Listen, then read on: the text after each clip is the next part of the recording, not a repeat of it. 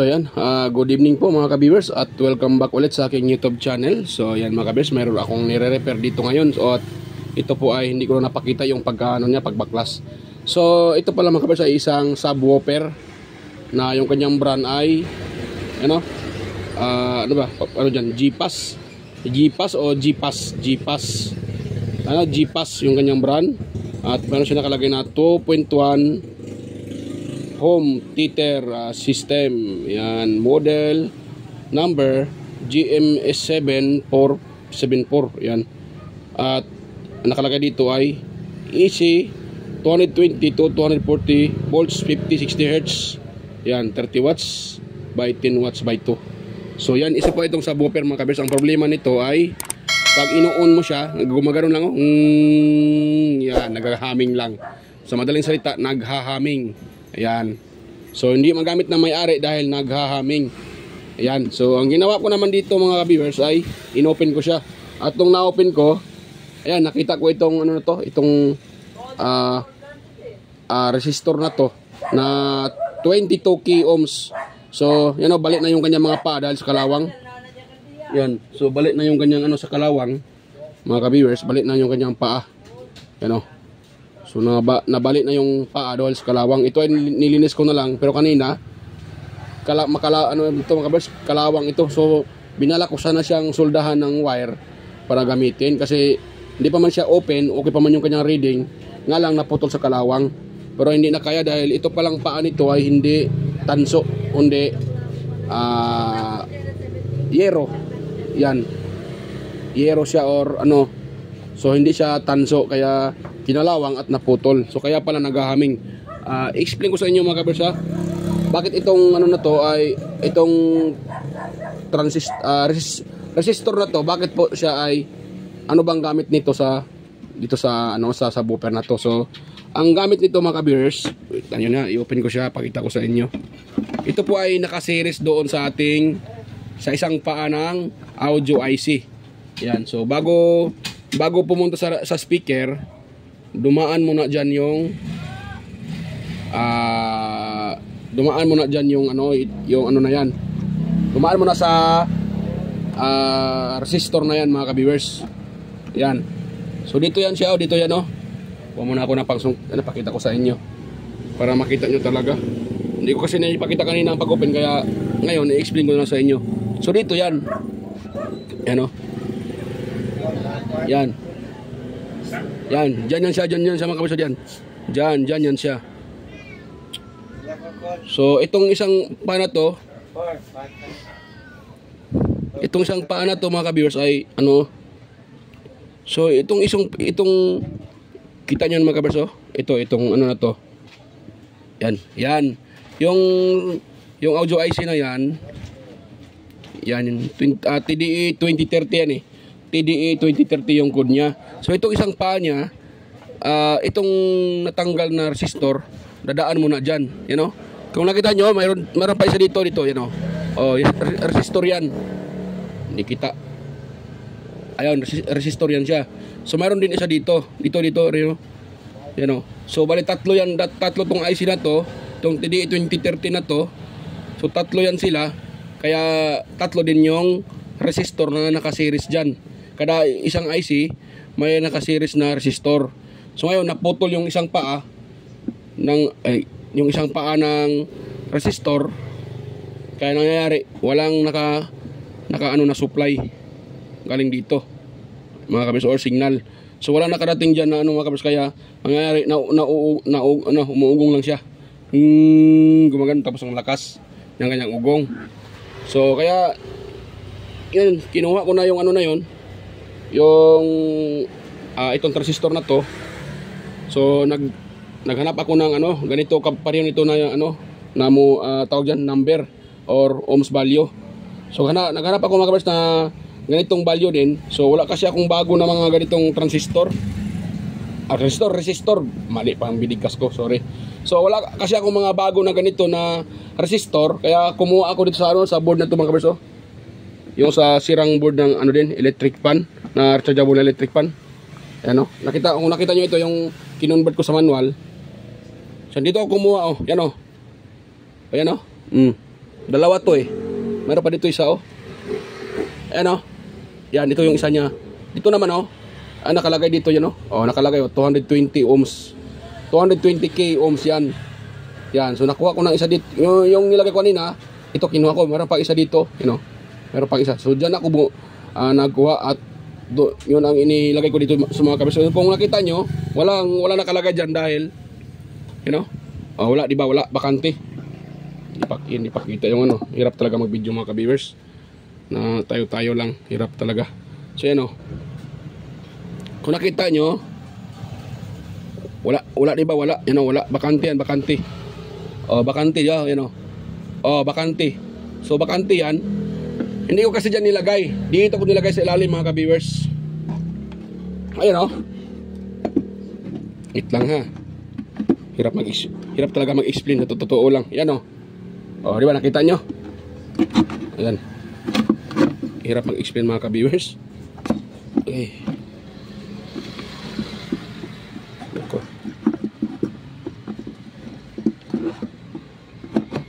Ayan Ito na Oh, yan siya. Yung 220 ohms na resistor. Yan Yan. Diyan ko nilagay.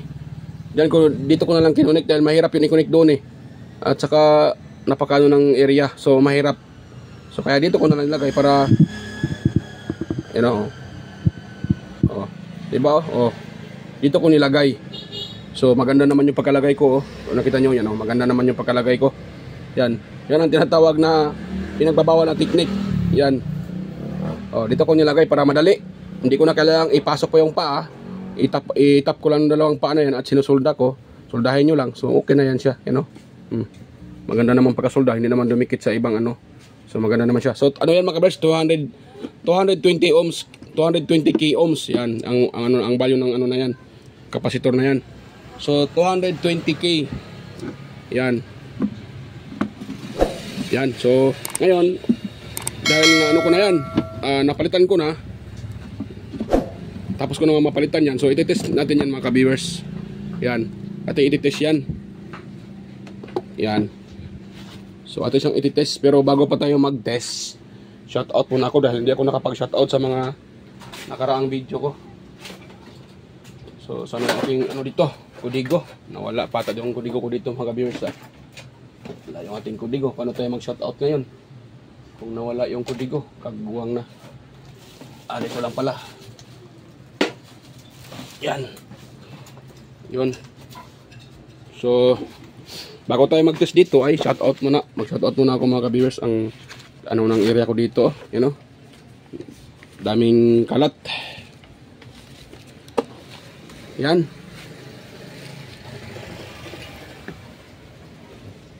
So, shoutout muna pala kay kay Sir Mega Loud shoutout kay Sir John Santiano, si Sir Liam Oxilopis, Sir Randy Trinidad, Sir Alex Paroni, Sir Florindo Isidro, John Mercado Jr., Sir Manuel Mahadokon, Ferdinand Lopez, ayan, Inmar Dison, at sa Lopez family pala, ayan, Mega Love shoutout kay sa Lopez family, shoutout, at Inmar Dison, Edgardo Junior Dato, Talavera, Edgar Macam, Vicente Biboso, Bandi, Kilio.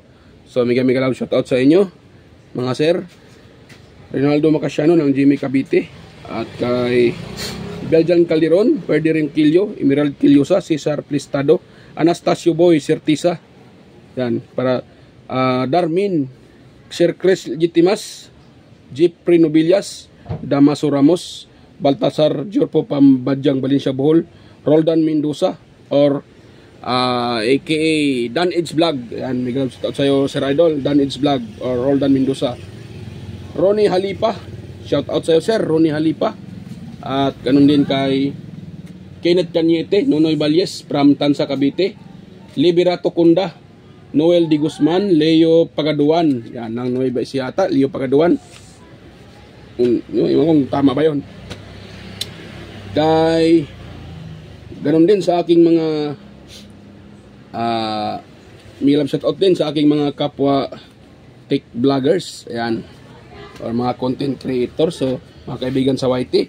So mega loud shout out Master Andy Tech, Inting Butingting, Andy Rabino TV Tech, Andy Rabino to, Maya Vlogs, Teletech Chair, West Jojo Tech, Ricardo Bernardo, Pix and Review, Ludatic TV, Ludatic TV, Junpi Technician, Rodolfo Studio or Tech TV Official, Yoyong's Repair and Tutorial, Tactics PH Official, Pelham Country Living, Jimenez Iban Vlog, GOJS TV, White Perry, Horseshoe TV, Bullet Train Channel. Ayan, may ground shoutout. Kay... Sana yun? Nelt Vlog. So, may ground shoutout sa iyo, Idol. Nelt Vlog, Chris Perez Vlog, Edstick TV, GFC TV, John Taperla TV, Maris Diaries, Kakay Vlogs, Inkin DIY, Belber Mads, Cebit 21 Vlogs, Miguel shoutout. Bong Big TV, GT Rewinding, yan, Miguel shoutout. Master, GT Rewinding, Capti Adventure, Ang TV ko, yan, Miguel shoutout sa'yo, Ang TV ko. At kay, sino pa yun?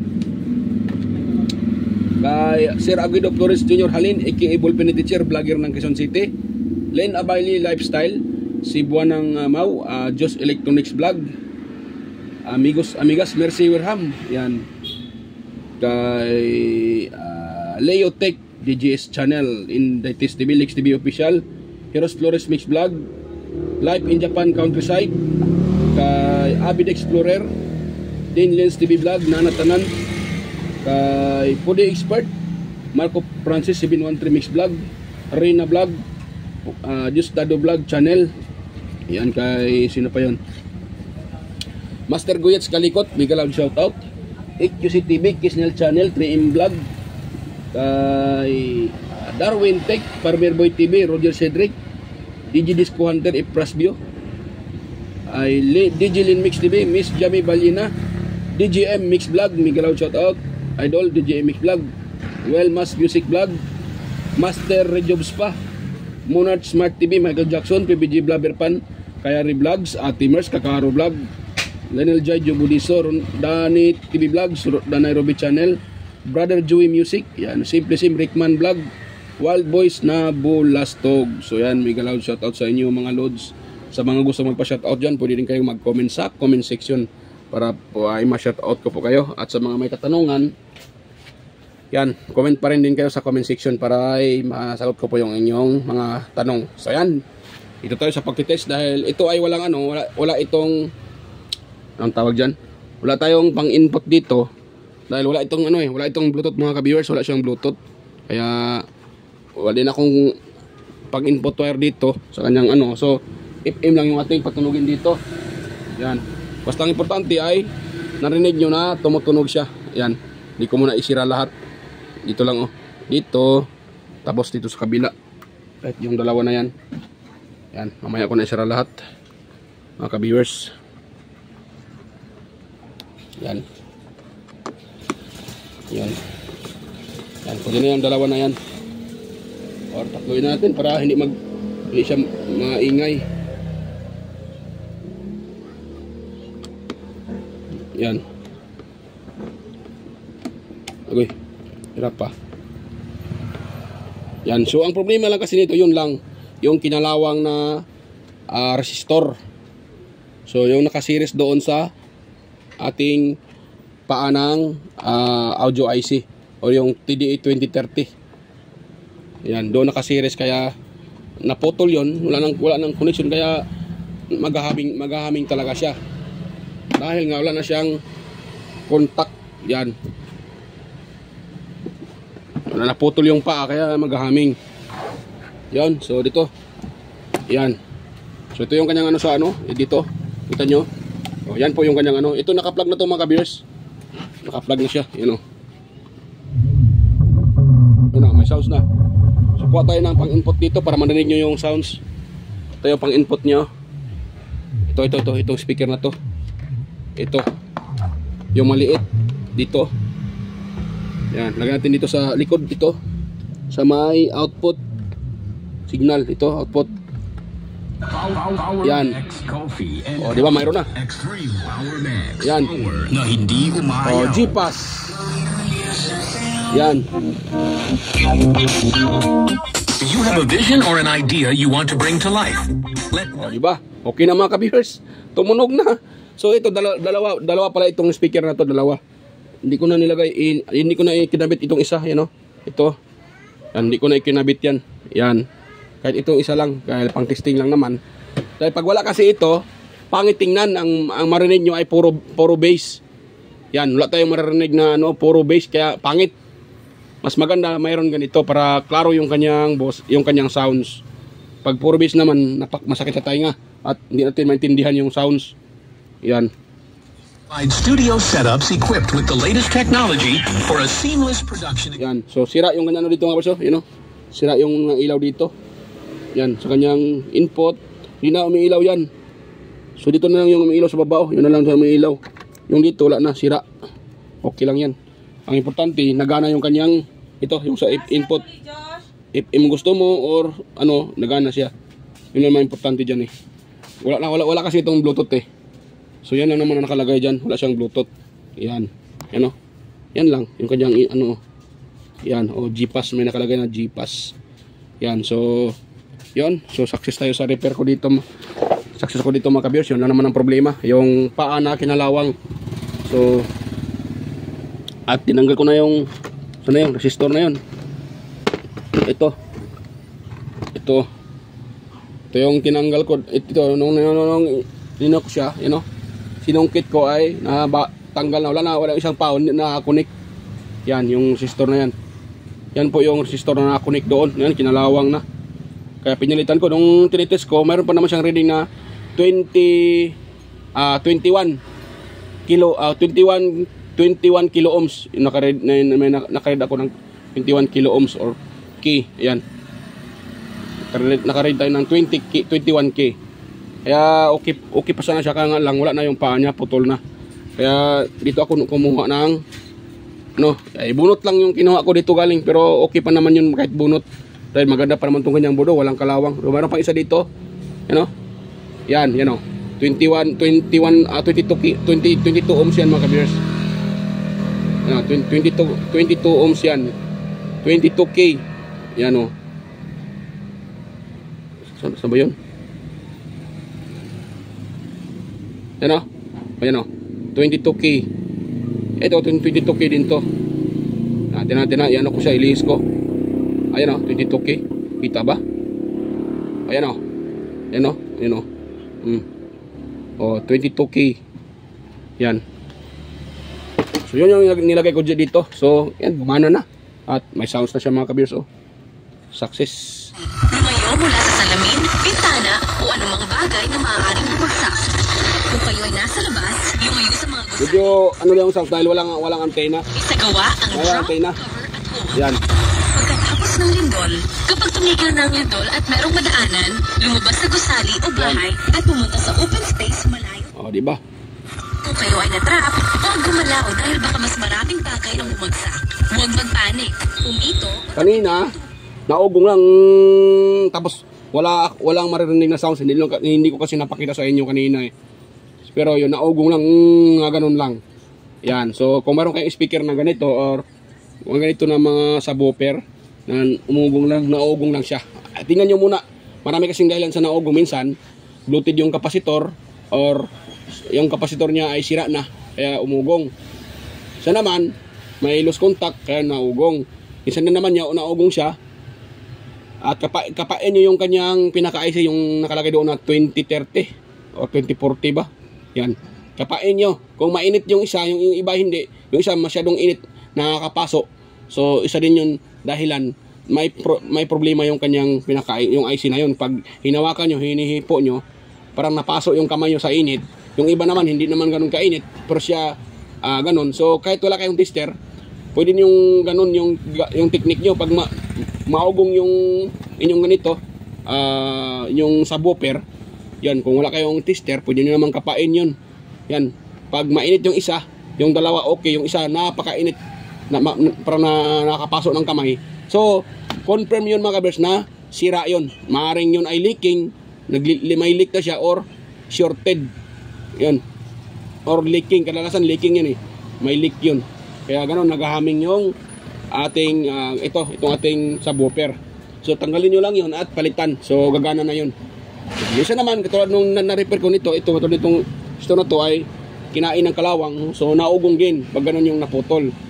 Pag walang power, minsan din pag walang power, ganun din, naputol din yung kontak, kaya nagkaroon siya, wala siyang power. So ganun lang mga ka-viewers, kung meron kayong ganitong speaker, so yun, try nyong i-open at tingnan nyo yung kanyang circuito kung wala bang kinalawang o wala bang pumutok. So yan, hanggang dito lang po yung ating video mga ka-viewers. Kung sana po kung meron kayong nakuhang kunting ideya, huwag nyong kalimutang mag-subscribe sa aking channel at pindutin yung notification bell. Ilagay nyo sa all para automatic kayo ay manotify ka agad pag tayong may bagong upload. At huwag nyo rin kalimutan palang i-share yung ating video para makatulong tayo sa iba. At kung tingin lang mga ka-viewers, sana po huwag nyong i-skip yung mga ads na lumalabas sa aking mga upload, dahil yan po ay malaking tulong sa aking channel, mostly sa aming mga content creator. So malaking tulong yan. So yan lang po mga ka-viewers, at yan, kita-kita tayo ulit sa next na mga upload. Ayun, bye bye po mga ka-viewers. God bless us all po. Bye bye.